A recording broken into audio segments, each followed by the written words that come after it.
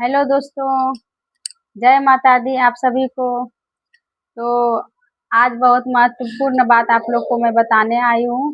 3-4 महत्वपूर्ण बात है जो हम आपको इस नवरात्रि के दौरान बताने वाले हैं, जो आप लोग भी गलती ना करें। ठीक है। तो एक तो आप लोग को ये डाउट रहता है कि दोनों टाइम माता रानी को भोग लगाना है। तो जी, अभी जो आप माता रानी का चौकी लगाए हैं उसमें आपको दोनों टाइम भोग लगाना है माता रानी को।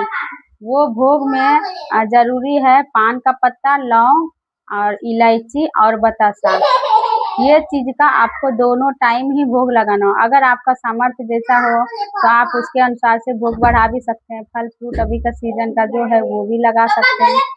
तो ठीक है, दोनों टाइम ही आपको भोग लगाना है और दोनों टाइम आपको आरती करना है। अगर आप डेली का घर में जैसे बाद में आप डेली घर में भोग दोनों टाइम नहीं भी लगाएंगे तो चलेगा, लेकिन अभी नवरात्र का समय है, आप उनका चौकी लगाए हैं तो आप दोनों टाइम भोग लगाएं और दोनों टाइम आरती करें। ठीक है, ये बात आप लोग का क्लियर हो गया। अब बात है कि कलश कब हिलाएं। ठीक है, और कलश का नारियल क्या करें। तो कलश देखिए, अष्टमी को भी कितना लोग कन्या पूजन करके कलश हिला देते हैं। ये और कितना जन नवरात्रि को भी कन्या पूजन करके कलश हिला देते हैं। तो ऐसा तो नहीं करना चाहिए, क्योंकि आप लोग बोल के भी दे सकते हैं कि 9 रात्रि यानी कि 9 रात आपका पूरा होना चाहिए। और अगर जो आप नवमी का सुबह ही आप कलश हिला दे रहे हैं तो आपका तो 8 रात ही पूर रहा है। इसीलिए नवमी का दिन सुबह में कलश नहीं हिलाएं, आप 10वीं का दिन सुबह में कलश हिलाएंगे। ठीक है, क्योंकि 9 दिन 9 रात आपका पूरा हो जाता है। नवरात्रि का मतलब हुआ कि 9 रात पूरा, नवरात्रि बोल के भी आप समझ ही रहे हैं। तो इसीलिए नवमी का सुबह आपको कलश हिलाना है, और कलश हिला के मतलब कलश हिलाने के पहले आपको पूजा पाठ करके कन्या जमा के तब आप कलश हिलाएंगे। और उसका जो नारियल है वो आप कन्या को जो जमाएंगे उनको भी प्रसाद के रूप में आप कन्या को भी जरूर खिलाएं, और आपका जो घर का सदस्य है उसको भी आप नारियल खिलाएं, क्योंकि वो प्रसाद स्वरूप है तो घर का सदस्य खाएंगे।